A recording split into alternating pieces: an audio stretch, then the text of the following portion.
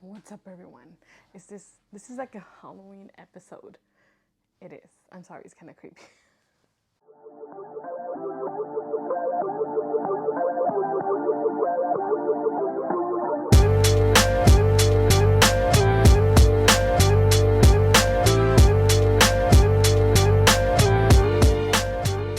Everyone, if you like really bright strings, this video is for you. My name is Esperanza Rangel, and I'm going to be talking about the Aurora strings. So this year, I was at NAMM 2024 and I was walking by some booths and I found Aurora strings, and there were some cool like bass players there, and I got to say hi to them, and I saw that they were trying out the Aurora strings and I became kind of intrigued. So these strings are known for being color strings. They have red, I think I saw like pink and other colors, green I think, and they're known because their strings, although they have this color, they are still like good quality strings, or supposed to be quality strings, as opposed to other strings out there that are color and then they tend to kind of fade within the first song that you play them. So I decided to try these out and I actually was pretty surprised with them, but this is my honest review on the Aurora strings. For context, I do have a 5-string Fender jazz bass, this one that's behind me, and the amps that I used was a GK MB212 and a GK Legacy.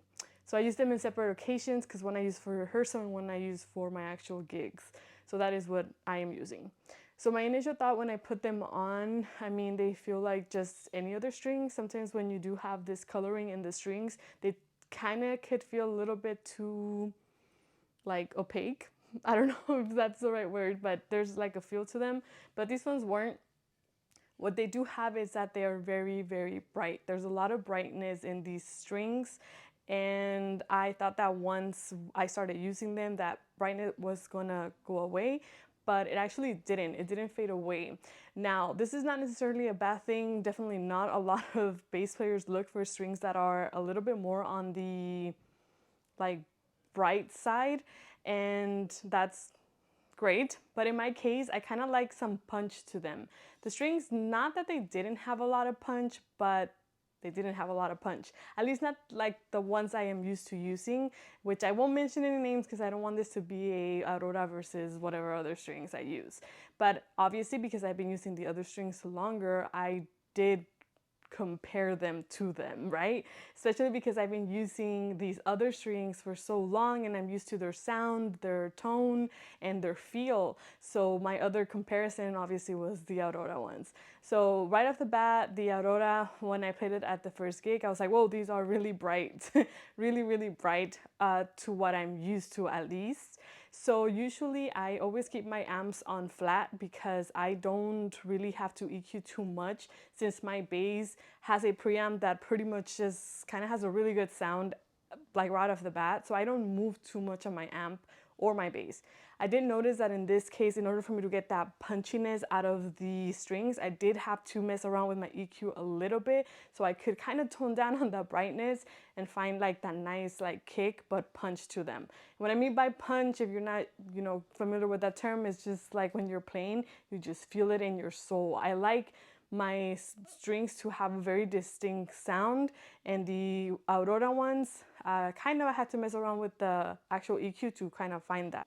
Another thing that I did notice from the Aurora strings is that they didn't chip like right away. I've used other brands of color strings just to try them out, and I've noticed that within the first couple of songs, wherever you're plucking or pressing on the fretboard, you start seeing already like the kind of like the peeling of the color, and these ones didn't. I also used them for about a month, maybe a month and a half even, from when I tried them on to this day. I did grab my bass almost every single day that month just to at least try it out for about half an hour to 45 minutes to just give it a good like listen on the strings. I wanted to make sure that I was giving the right review and that I was giving them a chance as well.